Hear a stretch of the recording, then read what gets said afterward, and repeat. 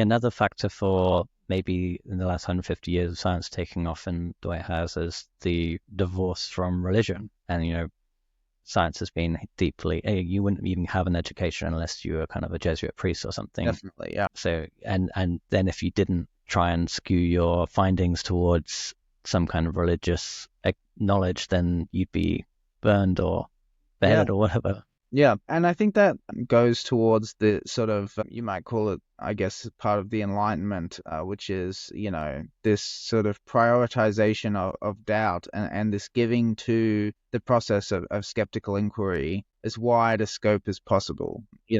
When you live in a system that's conditioned by sort of dogmatic maxims or commitments, like you were saying, there's a limit to how radical your interpretations can be. I mean, historically there are obviously very notable examples of people who were widely persecuted for proposing things that sort of went against the prevailing status quo or the sort of religious dogmas of the time.